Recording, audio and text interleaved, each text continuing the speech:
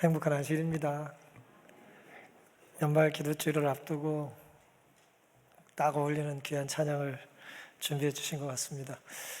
리듬은 밝은데 가사는 무겁죠? 그래도 감사하지 않습니까?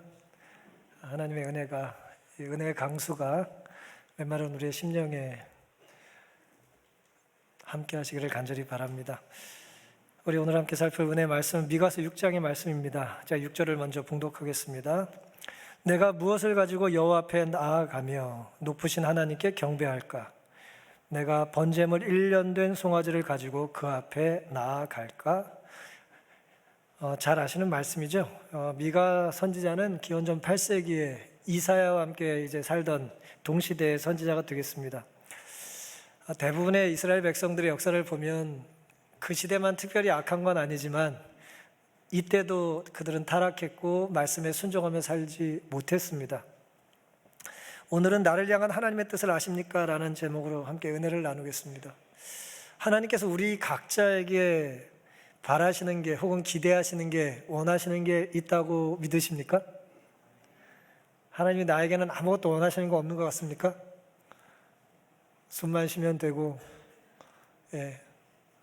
하나님께서 우리 각자에게 기대하시고 원하시는 뜻이 성경에 있다고 분명히 말씀을 합니다. 그게 무엇인지 우리가 오늘 본문을 중심으로 함께 살펴보겠습니다. 그럼 나에게 특별한 걸 원하신다는 하나님은 대체 어떤 분이시냐라고 하는 걸 우리가 좀 살펴보겠습니다. 하나님이 대체 어떤 분이시길래 나에게 뭔가를 기대하시거나 나에게 무엇인가를 명령하시는 분이냐는 것입니다. 미가서 1장 2절입니다. 백성들아 너희는 다 들을지어다. 땅과 거기 있는 모든 것들아 자세히 들을지어다. 주 여호와께서 너희에게 대하여 증거하시되 곧 주께서 성전에서 그리하실 것이니라. 여호와께서 그 처소에서 나오시고 강림하사 땅의 높은 곳을 밟으실 것이라. 미가 2장 1절입니다. 침상에서 악을 꾀하며 간사를 경영하고 날이 밝으면 그 손에 힘이 있으므로 그것을 행하는 자는 화 있을진저. 미가서 1장의 내용은 하나님 우리에게 말씀하신다는 내용을 담고 있고요. 말씀을 어디서 하냐면 성전 안에서도 말씀하시고 성전 밖에서도 말씀하십니다. 그리고 높은 곳을 밟으시는 분이다 말씀을 하셨어요. 굉장히 좀 투박한 표현이죠. 2장 1절에는 불의한 사람들에 대하여 하나님께서 분노하시고 심판하실 거라는 말씀을 하셨습니다. 하나님께서 오늘 이 성전 안에서만 우리에게 말씀하실까요? 그렇지는 않죠. 오늘 미가서 1장 3절의 말씀처럼 2절에는 성전에서 그리하실 것이니라 그래놓고 3절에는 그 처소에서 나오시고 강림하사 그러신 걸 봐서는 하나님은 성전 밖에서도 늘 말씀하세요. 이곳에서만 우리가 하나님 말씀을 들을 수 있는 게 아니고요. 여러분의 삶의 일터에서도 언제나 우리는 하나님 말씀을 들을 수 있습니까? 들을 수 있습니다. 안식일에만 하나님이 말씀하시는 게 아니라 6일 동안의 삶에도 하나님 우리에게 말씀하세요. 그게 오늘 본문의 이야기입니다. 하나님은 성전에만 갇혀 계신 분이 아니에요. 하나님은 성전을 나오시고 땅의 높은 곳, 우리가 이렇게 지향하고 우리가 추구하고 우리가 이렇게 갈망하는 그 높은 곳 위에 계셔요. 그렇기 때문에 그 높은 곳도 발로 밟으신다는 표현을 선지자는 했던 것입니다. 그런데 사람들은 높은 것을 좋아하는데, 높은 것 좋아하잖아요. 4층 좋아하시죠? 네. 높은 것 좋아해요. 잘 보이거든요. 시야가 확보되고 내가 우월하다는 느낌을 가질 수도 있고요. 그건 경쟁에서 살아남은 사람들의 자리잖아요. 그런데 사람들이 높은 곳을 차지하거나 갈망할 때 어떤 생각을 하냐면 하나님이 계시지 않아도 높은 것을 추구하고 높은 것을 쌓는 것입니다. 높게 무엇인가를 쌓아요. 하나님이 계시지 않아도 괜찮아요. 그 높다는 그 자체가 나에게 절대적인 힘을 주고 안도감과 또 행복을 가져다 준다고 믿기 때문이죠. 그런데 놀랍게도 사람이 하나님 없이도 높은 것을 갈망할 때 하나님께서는 우리와 함께 낮은 곳이라도 계시기 위하여 다가오시는 분입니다. 그래서 인간이 바벨탑을 쌓을 때, 바벨탑은 창세기에만 나오는 이야기가 아니죠. 우린 계속해서 바벨탑을 쌓기 위해서 도전하고 시험하고 또 노력합니다. 인간이 바벨탑을 쌓을 때 하나님은 그 탑을 어떻게 하시죠? 무너뜨리세요. 우리를 괴롭히려고 하시는 게 아니라 바벨탑에 갇혀 있을 때는 누굴 찾지 않아요? 하나님을 찾지 않기 때문입니다. 그걸 흔드시는 거예요. 부수시는 거예요. 그래서 우리가 하나님의 음성을 듣기를 원하시는 것입니다. 시편 139편 7절입니다. 내가 주의 신을 떠나 어디로 가며 주의 앞에서 어디로 피하리이까? 내가 하늘에 올라갈지라도 거기 계시며 음부에 내 자리를 펼지라도 거기 계시니이다. 내가 새벽 날개를 치며 바다 끝에 가서 거할지라도 곧 거기서도 주의 손이 나를 인도하시며 주의 오른손이 나를 붙드시리이다. 우리가 하나님을 떠날 수 있다 없다? 하나님을 떠날 수 없습니다. 하나님의 시선이 미치지 못하는 곳은 없고요, 하나님께서 임재하실 수 없는 곳은 없어요. 그런 관점에서 시편의 말씀이 오늘 이 자리에 계신 우리 모두와 또 치열하고 힘든 시간들을 사시는 분들에게 위로와 힘이 되기를 간절히 바랍니다. 유대 신비주의 하시딤이라고 하는데요, 그 우크라이나에 유대인들이 옛날에 많이 몰려 살았었는데요, 거기에 레크 이차크라고 하는 이제 랍비가 있었는데, 이분은 자신이 사랑의 의미를 발견했다는 그런 이야기를 하기를 좋아했답니다. 근데 사랑을 어디서 깨달았냐? 폴란드의 시골의 한 선술집에서 두 농부가 주고받는 대화를 보고 듣고 사랑이라고 하는 것을 새롭게 깨닫게 됐다는 이야기를 하고 있습니다. 또 술집이라고 얘기하니까 벌써부터 마음은 닫지 마시고 잘 들어보세요. 술집 얘기 안실교인들이 들을 일 거의 없잖아요. 어느 날 선술집에 갔는데 술에 얼큰하게 취한 두 농부가 탁자에 앉아서 취기 가득하게 상대방에게 사랑을 고백하고 있었답니다. 내가 너를 사랑해. 그랬더니 나도 자네를 사랑해. 그러면서 서로 술에 취해가지고 서로 사랑하고 있다고 싸우고 있는 거예요. 서로 더 많이 사랑한다는 거예요. 끔찍이 내가 널 사랑한다니까? 무슨 소리야, 내가 더 사랑해. 그러면서 이제 뭐 취기가 있고 그런 대화를 한 거예요. 그랬더니 한 사람이 이렇게 말합니다. 자네는 나를 아프게 하는 것이 뭔지 알아? 취기가 담겼다고 생각하시고 들으세요. 내가 뭐가 아픈지 알아? 뭐 이렇게. 죄송합니다. 맹구 소리가 납니다. 내가 뭐 어디가 아프고 왜 아픈지 아냐고 물었어요. 그랬더니 상대방이 개슴츠레한 눈을 뜨고 쳐다보면서 자네를 아프게 하는 것이 뭔지 내가 어찌 알겠나? 라고 이제 대화를 했답니다. 그때 질문했던 사람이 이렇게 말을 했대요.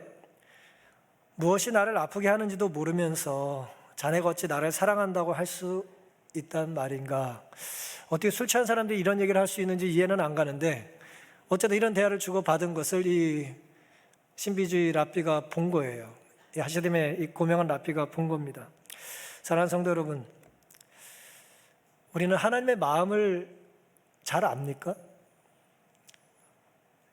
하나님의 마음이 어떨지 우리는 아나요? 효도를 한다고 하는 것, 혹은 이제 효자가 된다는 것, 철이 든다는 것은 부모님의 뭘 아는 거예요? 마음을 헤아리는 거잖아요. 그래서 성화다 혹은 품성의 변화다라고 하는 것이 우리 인간 차원의 어떤 그 거룩한 행실 하나하나를 한다기보다는 하나님의 마음을 아는 것이라고 생각할 수 있을 것입니다. 하나님께서 우리를 향하여 무엇을 기뻐하시고, 때로 우리 때문에 왜 가슴 아파하시고, 어떤 상황에 하나님께서 분노하시는지를 우리가 이해할 필요가 있는 것입니다. 하나님, 우리가 하늘에 올라가도 거기 계시고 무덤에 내려가도 거기 계시며 우리 곁을 절대 떠나지 않으시는 분이십니다. 새벽 날개치며 바다 끝에 거해도 주의 손은 우리를 붙잡고 인도하세요. 바다 끝에 가면, 이른 시간에 일어나면 하나님께서 주무시다가 못 오시거나 너무 머니까 안 오실 것 같아요? 하나님은 바다를 만드신 분이고 하늘을 만드신 분이에요. 우리가 어디 있든지 하나님은 우리와 함께 하십니다. 하나님에 대한 우리의 사랑 때문이 아니라 우리를 향한 하나님의 사랑 때문에 그러시는 겁니다. 사랑은 아무리 멀리 갔어도 포기하지 않고, 사랑은 아무리 긴 시간이라도 인내합니다. 그리고 그 인내하는 시간이 괴로운 시간이 아니라 기쁨의 시간이 될 수 있는 것입니다. 그런 하나님이 오늘 이 성전에서 혹은 성전 밖에 계신 분들에게 함께 계신다는 약속을 인하여 감사하게 되시기를 간절히 바랍니다. 본문은 우리에게 우리는 이런 예배자로 살아갈 때에 하나님은 이런 분이다라고 하는 것을 이제 우리가 인식했으니까, 그럼 나는 하나님께 무엇을 드리며 사는 신앙인의 삶에 만족을 느끼느냐라고 하는 걸 좀 확인해 볼 수가 있습니다. 나는 하나님께 무엇을 드리며 만족합니까? 라는 거예요. 찬양하시는 분들은 찬양할 때 하나님께서 기뻐하실 거라고 생각하실 수 있을 거고요. 우리 악기를 연주하시는 분들 역시 마찬가지입니다. 그럼 회중들은 뭐 할 때 하나님이 기뻐하실까요? 지금 다 그냥 입 다물고 그냥 계신데 언제 하나님이 우리의 예배를 통하여 기뻐하실까요? 대답을 해야 제가 지나갑니다. 전도할 때, 회개할 때, 하나님은 여러분이 뭘 하시는지 다 기뻐하십니다. 기뻐하시는데 예배 시간에 찬양하며 반응할 때 기뻐하세요. 하나님 그래서 그런 예배를 기뻐하십니다. 감동이 있을 때 이게 메아리처럼 울림이 돌아와야 되거든요. 하나님께 감사합니다라고 누가 고백을 할 때 우리가 뭐예요? 아멘 하고, 나도 정말 당신의 경험에 그렇게 생각합니다. 나도 그런 경험을 하면 좋겠습니다. 그런 어떤 반응이 우리에게 있어야 하는 것이죠.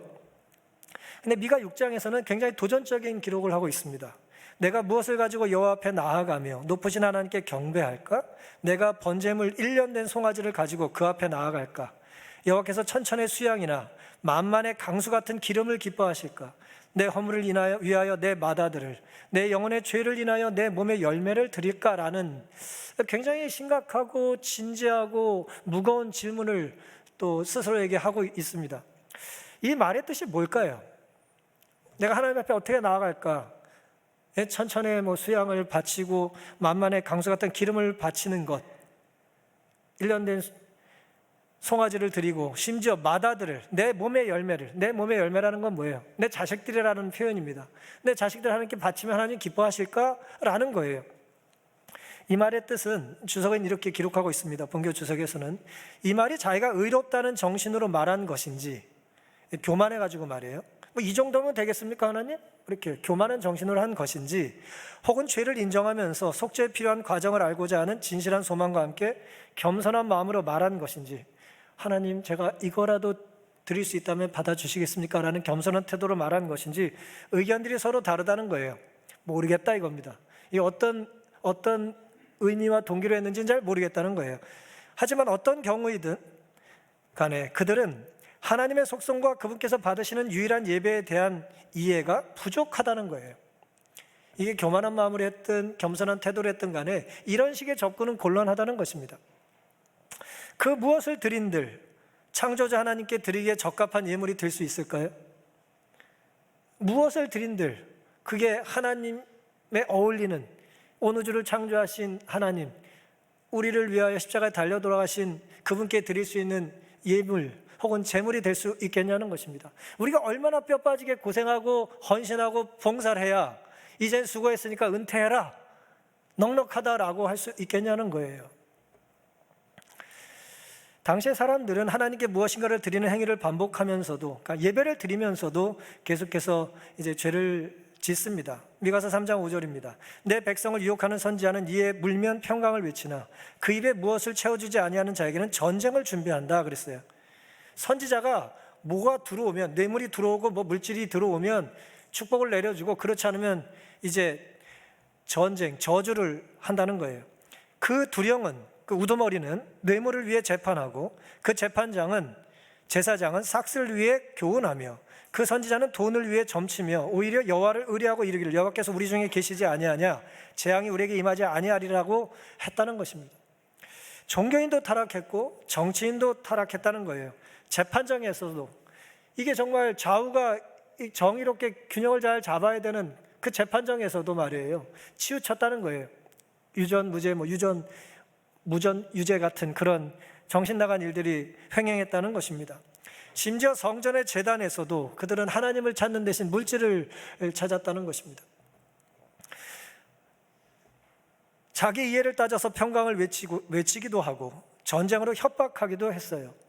뭐 요즘 말로 아무 말 대잔치야. 하고 싶은 대로 막 기분 따라 상황 따라 그렇게 막 그냥 해버리는 거예요. 그 책임 있는 사람들의 무책임한 말 때문에 백성들은 얼마나 괴롭고 힘들었겠습니까? 왜 하나님께 나아가기 위해 선지자는 이 6장 6절과 7절에 천천의 수양과 만만의 기름, 심지어 자식을 바칠까요? 라고 하는 이 황당한 질문을 하고 있냐는 것입니다.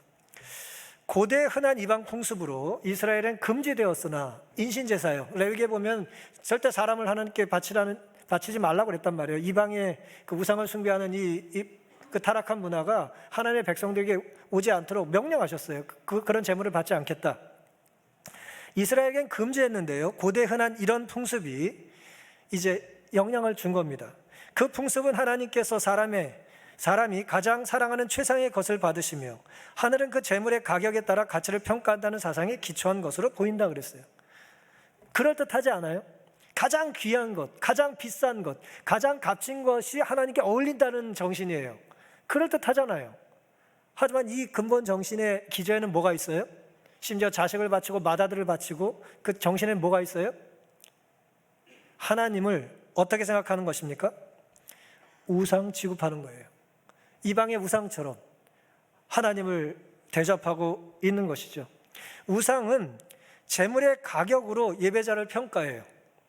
이게 얼마나, 이건 무슨 우리는 그런 일 할 일 없지만 구슬할 때 이게 1,000만 원짜리 굿은 좀 더 효험이 있는 거고 300짜리는 시원찮은 거고 누가 재벌집에서 한 1억이나 10억을 내면 그 굿판에는 신령한 신이 이렇게 강신을 좀 더 한다고 믿는 것입니다.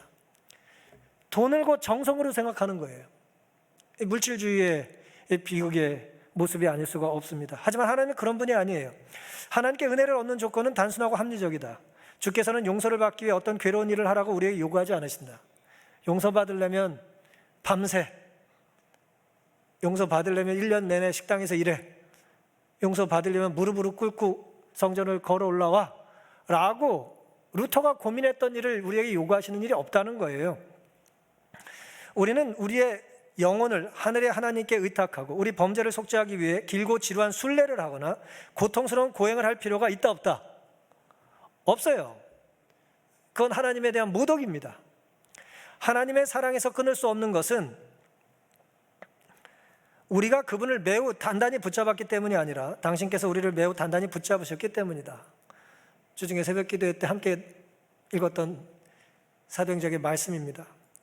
하나님이 우리를 붙잡은 것 때문에 우리가 구원을 받는 거지 우리의 힘이 좋아가지고 하나님을 붙들었던 게 아니라는 것입니다. 사랑하는 성도 여러분, 당시 우상에 물든 하나님의 백성들조차 하나님을 우상 숭배하듯 섬기고 있었던 거예요. 내가 이만큼 드리면 될까? 이 정도면 될까? 이 정도면 되겠지 라는 식으로 하나님을 이제 공경하고 있었던 것입니다.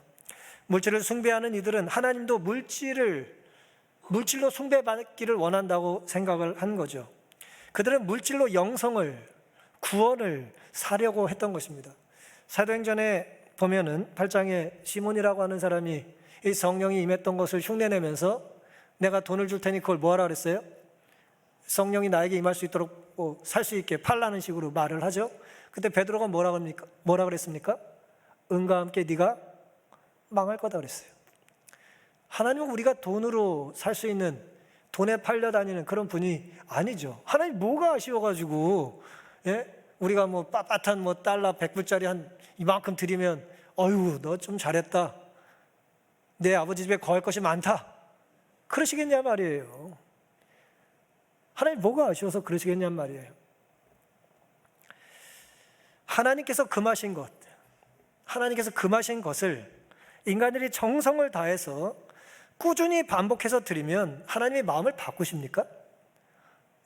이 정도면 바꿔주십시오, 이 정도면 돌이켜 주십시오, 이 정도면 하늘의 한 자리를 저에게 분양해 주십시오. 그렇지 않다는 것이죠. 무덤은 무엇을 칠해도 회칠한 무덤일 뿐이고요, 광명한 천사를 아무리 흉내를 내도 사탄은 사탄일 뿐이에요. 그러니 무엇을 드려야, 무슨 자격 갖춰야 하나님을 만족시킬까 고민하지 마시기를 바랍니다.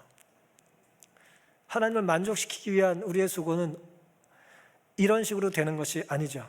주님 내미신 손을 연약하지만 뭐 하는 거예요? 내가 붙잡는 것입니다. 하나님께서 우리에게 원하시는 것은 상한 심령을 가지고 나에게 일방적으로 사랑을 베풀어 주시는 것에 뭐 하는 거예요? 반응하는 것입니다. 하나님 그때 가장 기뻐하세요. 사람이 악수할 때 언제 무한하죠? 악수를 내밀 때? 우린 다 압니다. 말하지 않아도. 하나님께서 우리에게 손을 내미십니다. 내가 널 사랑한다. 내가 널 위해서 십자가에 달렸다. 난 네가 아무것도 가져오지 않아도 상관없다. 너만 오면 된다. 그렇게 말씀하실 때 우리는 뭐라 그래요? 아직 준비가 덜 됐습니다. 나중에 오셔야 됩니다. 지금은 아닙니다. 그런 식으로 우리는 하나님께 거절의 의사를 밝히는 일이 있다는 것이죠. 그런 일이 우리에게 없게 되기를 간절히 바랍니다. 하나님, 우리가 무엇인가를 드려야 물질 때문에 만족하시는 분이 아니에요. 그럼 결국 이런 하나님께서 우리에게, 나에게 그럼에도 불구하고 요구하시는 것이 있을까요? 있어요. 선지자는 그 이야기를 하고 싶은 것입니다. 8절입니다. 사람아, 주께서 선한 것이 무엇임을 내게 보이셨나니 여호와께서 너에게 구하시는 것이 오직 공의를 행하며 인자를 사랑하며 겸손히 내 하나님과 함께 행하는 것이 아니냐. 이거 뭐 이 말씀 우리가 얼마나 많이 이제 읽었습니까? 여기 하나님께서 미가를 통해서 말씀하세요. 사람아 그랬어요. 사람아. 사람아에 여러분의 성함을 넣어보세요. 속으로 넣어보세요. 사람아. 이 원어는 아담이에요. 아담. 아담이 이제 흑사람 아담 아니에요? 아담아. 히브리어 그렇게 되어 있어요. 하나님께서 첫 인간 아담, 즉 사람이란 말로 우리 각자를 부르세요. 아이야, 내 딸아, 내 아들아. 탕자의 아버지가 탕자를 맞아주듯 하나님께서 우리 각자의 이름을 이렇게 부르시는 거예요. 공의를 행하고 인자를 사랑하고, 인자 이제 자비를 사랑하고, 히브리어로 이제 헤세드란 말이에요. 우리가 지난번 전도회 때 계속 들었던 개념입니다. 하나님의 무조건적인 사랑이에요. 사랑하고 겸손히 내 하나님과 함께 행하라고 이제 하나님께서 이미 말씀해 주셨다는 겁니다. 대체 공의와 사랑, 하나님과 동행한다는 것은 어떤 삶을 말할까요? 어떤 삶일까요 도대체? 우리가 이 성경절 잘 아는데 이게 어떤 의미일까요? 공의를 행하며 인자를 사랑하는 것은 이게 이제 같은 개념이라는 거예요. 공의를 행하고 인자를 사랑하라는 걸 이제 같은 개념으로 보고 이것은 공정하고 친절하게 행동하는 것이다 그랬어요. 공정하고 친절해야 됩니다. 그런 일은 사람을 향한 미덕으로서 공정하고 친절을 베푸는 대상이 누구여야 한다고요? 사람이어야 된다고요. 사람. 고급차가 지나가면 친절하고 명품 옷을 입고 가면 친절하고 뭐 그런 개념이 아니고요. 사람이 어떤 사람이든 간에 친절하고 공정하게 대주라는 거예요. 따라서 이것은 십계명의 두 번째 돌비의 내용을 요약한 거라는 거예요. 5번째부터 10번째까지 인간에 대한 사랑을 요약한 거라는 거예요. 공의를 행하고 인자를 사랑하라는 건 그런 의미라는 것입니다. 그리고 겸손히 내 하나님과 함께 행하는 것은 당연히 뭐겠어요? 10계명 중에 첫 번째부터 4번째까지 하나님과 관계된 계명이라는 거예요. 10계명의 첫 번째 돌비의 원칙과 조화되게 사는 것이다. 이것은 하나님을 향한 미덕이다. 하나님과 우리 동료 인간들에 관련된 행위에 나타나는 사랑은 선한 것이며 그것은 하나님께서 원하시는 전부인데 이는 사랑은 율법의 완성이기 때문이다. 한마디로 얘기하면 미가서 6장 8절의 말씀은 하나님께서 원하시는 것은 우리가 뭘 지키는 거예요? 율법을 지키는 거예요. 율법의 정신을 마음에 품고 사는 거예요. 사랑하며 살라는 것은 결국 뭘 지키라는 거예요? 율법에 따라 살라는 거잖아요. 근데 우리가 사랑하는 마음 때문에 율법을 부수면 그건 곤란해요. 그런 율법은 없는 거예요. 하나님께서는 그 타락한 세상, 멸망을 앞둔 세대에게 다시 한번 율법의 정신을 회복하라고 말씀하세요. 근데 우리가 아는 것처럼 미가의 그 간절한 호소도, 특별히 이사야의 그 66장에 달하는 그 간절한 호소에도 어땠어요? 이스라엘 백성들이 회개하는 일에 실패했어요. 그래서 결국 그들은 예루살렘을 뺏기고 성전이 무너지고 고향을 등지고 고국을 떠나 유랑하며 망명 생활을 해야 했던 것입니다. 물론 율법을 지킨다는 것이 문자적, 형식적 준수와 암송만이 아니죠. 우리가 십계명을 암송하면 십계명을 지키는 건 아니잖아요. 암송하는 건 좋은 것입니다마는 단순한 암송, 암기, 문자적, 형식적 준수보다 중요한 것은 이 계명에서 우리에게 원하는, 기대하는 사랑의 삶을 뭐 하는 거예요? 실천하는 것입니다. 살아가는 거예요. 좀 더 무거운 표현으로는 살아내는 거예요. 계속 그 일을 감당하는 것입니다. 잘 안 되죠. 우리의 성정 갖고 이게 되겠습니까? 되지 않습니다. 하나님께서 오늘 우리에게 그래서 하나님을 의지하고 살기를 원하시고 초청하시는 것입니다.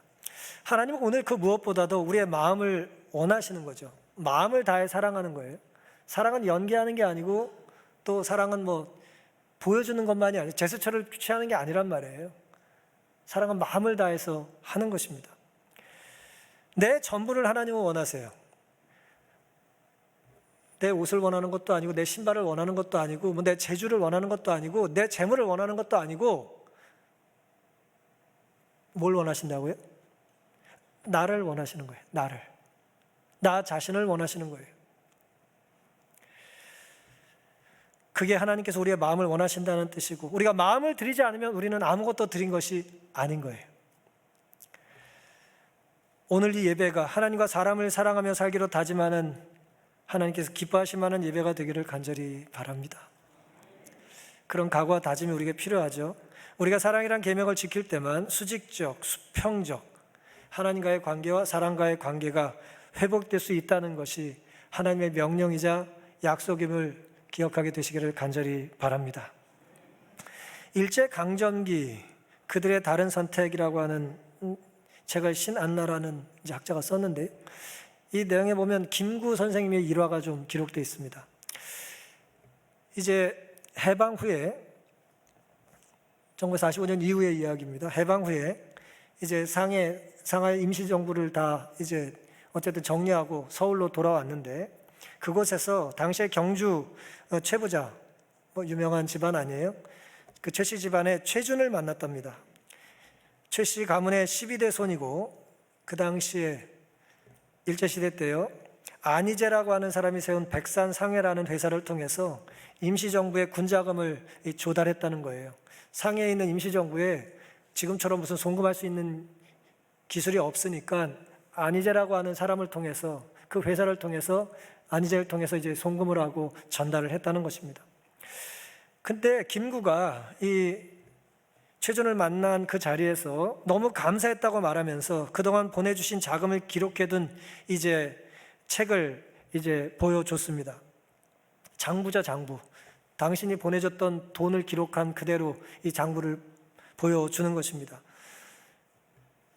최준 씨는 그거를 보려고 하지 않았대요. 볼 마음이 없었답니다. 하지만 예의상 장부를 받아서 펼쳤습니다.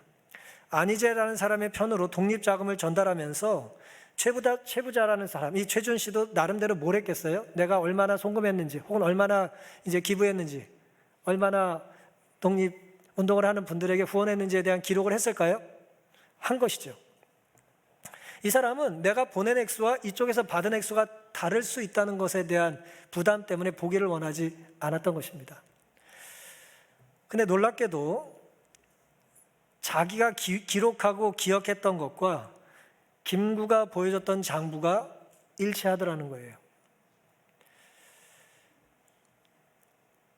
양쪽 금액이 정확히 일치하라는 기대는 전혀 하지 않았다는 것이죠. 왜요? 일제의 감시를 뚫고 상해까지 가려면 어떤 경로를 거치고 누군가에게 뇌물을 주면서 그 자금을 안전하게 조달을 해야 되지 않았겠어요? 쉬운 말로 배달료가 든단 말이에요. 책엔 이렇게 기록되어 있습니다. 자금의 절반이라도 전해지기를 바라는 마음이었다고 그랬어요. 절반만이라도 가서 이 상해 임시정부에 기여한 자금으로, 군자금으로 쓰이면 좋겠다고 생각을 했다는 거예요. 근데 금액을 확인한 최부자의 눈이 휘둥그레졌습니다. 자신이 보낸 돈과 임시정부에 전달된 돈이 한 푼 오차 없이 같았기 때문이죠. 그때 그 재준 씨가 이렇게 한탄을 했습니다. 여복의 백산, 안희재 씨의 호입니다.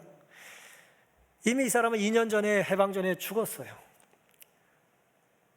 마음속에 너무 미안한 감정이 들었던 것입니다. 임시정부 운영자금의 60%를 안희재라는 사람 혼자서 조달을 했답니다. 사랑하는 성도 여러분, 안희재는 왜 그 엄청난 임시정부에 돈을 댔던 군자금을 한 푼도 건드리지 않았을까요? 어떤 마음으로 건드리지 않았을까요? 상상이 안 가시죠? 상상이 저도 잘 안 가요. 어떻게 한 푼도 건드리지 않고 그대로 무사히 보냈을까요? 돈보다 당시에 독립운동가들은 비록 나라를 빼앗겼지만 국가를 더 사랑했기 때문입니다. 더 중요한 가치에 자신의 모든 것을 던진 거예요. 이건 내가 10원 하나 건드리면 안 된다는 인식이 있었던 것입니다. 내가 송금하면서 혹은 사람을 설득하고 또 누군가에게 뇌물을 좀 줘가면서 감당해야 될 돈은 이 돈에서 쓰면 안 된다고 생각한 거예요. 이건 그런 돈이 아니라는 것입니다. 아무리 좋은 선물을 누군가 싸들고 와도 그 선물을 가지고 온 사람이 정말 내가 사랑하는 사람이라면 우리가 사람을 얼싸 안습니까? 선물 보따리를 챙깁니까? 아이고 뭐 이런 거, 그리고 집에 들어가요? 우린 그걸 내려놓게 하고 사람을 감싸 안고 사람과 포옹을 하는 것입니다. 가장 큰 선물은 결국 사랑하는 사람이 들고 온 물질이 아니라 그 사람과의 교제와 만남과 관계 맺음이기 때문입니다. 제가 여러 번 인용했던 C.S. 루이스의 이야기입니다. 영광의 무게라는 책에 기록된 것입니다. 하나님과 다른 모든 것을 다 가진 사람이 하나님만 가진 사람보다 더 많이 가진 것은 아닙니다. 하나님 외에 어떤 것을 가지고 있다 할지라도 하나님만 가지고 있는 사람보다 더 가진 게 있다 없다? 없다는 거예요. 우리가 하나님만으로 채워지고 하나님만으로 만족할 때 우리는 참 예배자가 될 수 있다는 것을 기억하게 되시기를 간절히 바랍니다. 밤이 선생이라고 하는 책의 황현산 교수는 고려대학교 명예교수였는데 문학평론가고 지금은 돌아가셨습니다. 이분이 이런 글을 기록한 일이 있습니다. 한 학생이 연필 한 자루를 도둑 맞았어요. 좀 상상이 안 가죠. 연필 한 자루를 도둑 맞았어요. 그걸 또 일을 선생님한테 고자질을 했나 봐요. 옛날 얘기니까요. 그러자 교사는 교실의 문을 닫고 학생들에게 책상 위에 올라가 무릎 꿇고 앉으라고 그랬어요. 옛날 분들 다 이런 것들을 기억하실 겁니다. 눈을 감으라고 그랬어요. 연필을 훔쳐간 학생은 손을 조용히 들라고 했습니다. 손을 들면 벌써 자신의 잘못을 반성한 것이니까 연필만 돌려받고 일체 죄를 묻지 않겠다고 선생님이 부드럽고 하지만 엄숙하게 경고했어요. 지금이 기회니까 나만 보니까 손 들어라. 시간이 무겁게 흘러갔으나 손을 드는 학생이 없어요. 굳어지는 어깨라도 잘못 움직였다간 도둑으로 몰릴까 봐 몸을 떠는 소심한 아이도 있었답니다. 교사는 마침내 반장을 불러내서 눈을 감고 무릎 꿇고 앉아있는 아이들 가방을 이제 검사하기 시작했습니다. 소지품을 다 검사했어요. 지금은 잘 상상하기 쉽지 않은데 어쨌든 그랬습니다. 바닷가의 가난한 마을에 사는 한 아이의 책보따리에서 그 연필이 나왔어요. 선생님은 비의 자루를 뽑아들고 그 아이를 마구 때리기 시작했어요. 빗자루로 옛날엔 많이 때렸잖아요. 학생은 책상 사이로 기어서 몸을 피했으나 매는 등허리와 어깨에 사정없이 떨어졌다. 아이가 두 손을 비비며 이렇게 소리 질렀답니다. 미역 갖다 줄게 때리지 마세요. 김 갖다 줄게 때리지 마세요. 선생은 몽둥이를 버리고 밖으로 나가 학교가 파할 때까지 돌아오지 않았다. 교무실에 다녀온 반장이 집에 돌아가도 된다고 말했다. 이 사건은 내가 초등학교 4학년일 때 우리 반 교실에서 일어난 일이다. 가난했던 시절이다. 이분이 45년생이에요. 그러니까 50년대 중반에 이런 일이 있었던 것입니다. 1950년대 중반에. 연필한 자루는 좀 과장을 해서 요즘 고급 차라고 생각해도 될지 모르겠어요. 연필이 없어진 거예요. 연필을 훔쳐간 아이는 시컨 선생님에게 두들겨 맞았습니다. 몇 해 전에 초등학교 동기 모임에서 친구들이 모여 옛 추억을 꿰맞추는데 서로 간의 기억이 잘 같지 않더래요. 근데 놀랍게도 이 사건만 모두의 기억이 일치하더랍니다. 너무나 충격이 컸었기 때문이었겠죠. 미역과 김에 관해서도 서로 이야기를 나눴답니다. 그리고 이제 황현상 교수는 이렇게 이 상황을 이해했습니다. 매를 맞던 동무에게 선생은 산림감시반원이나 밀주 단속을 나온 세무서원과 다르지 않았을 것이다. 온갖 핑계로 돈을 뜯어가던 주재소의 경찰처럼, 이 타락한 경찰처럼 달래야 할 사람이지 존경해야 될 사람이 아니었을 것이다. 참 안타까운 이야기죠.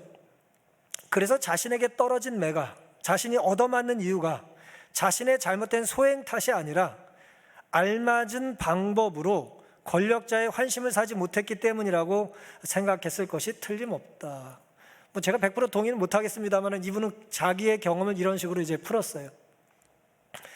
그것은 한 교사의 체벌 사건이라기보다는 극심한 가난 속에서 한 아이가 벌인 생존 투쟁의 참극이었다.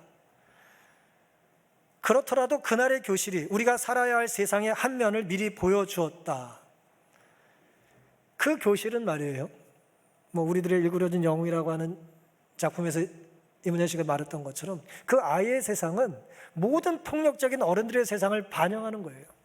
그런 일이 이 이후에도 계속 됐다는 거죠. 이 사회에서. 여전히 교육에 또 폭력적인 이제 문제에 대한 이야기를 잠시 써놓고요. 우리는 어린 마음에도 우리가 살아가야 할 세상이 결코 행복할 수 없을 것이라고 생각했다. 지금 이 자리에 나를 포함해 내 동기들의 삶을 놓고 그 행, 불행을 판단하기는 어렵지만 우리가 오랫동안 우리는 안 되라는 식의 패배주의를 안고 살아온 것은 사실이다. 이 마지막, 제가 이제 기록한 이 마지막 문장이죠. 이후에 글이 좀 더 있습니다만 우리에겐 패배주의가 있어요. 내가 뭘 하겠어? 우리 교회가 뭐가 되겠어? 우리 가정이 뭘 되겠어? 우리 아이들이 얼마나 잘 되겠어? 라는 그런 패배주의에 나도 모르게 젖어 산다는 거예요. 학교에 폭력 없이 어떻게 운영이 되겠어? 그 얘기를 지금 하고 있는 것입니다.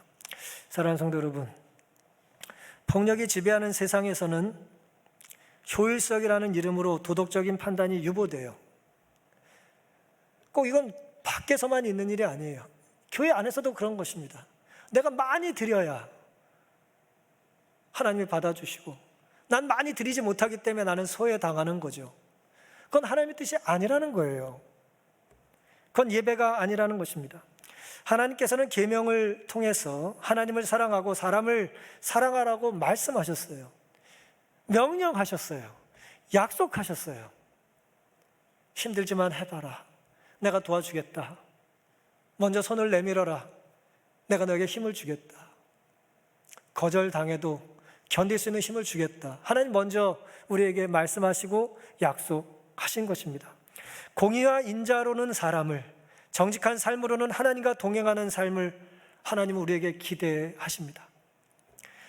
혹 우리들은 아직도 황현산 교수의 국민학교 4학년 시절인 1950년대에 살고 있는지는 모르겠어요.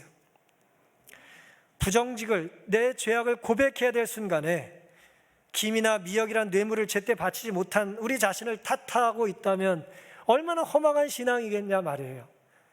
그때 내가 하나님께 그걸 드렸으면 우리 애들이 잘 됐을 거고, 그때 내가 하나님께 그걸 드렸으면 내가 아파트 당첨받았을 거고, 그때 내가 뭘 했으면 내가 복을 받았을 거라는 그런 허망한 생각을 하고 수십 년 신앙생활을 하고 있지는 않냐는 것입니다.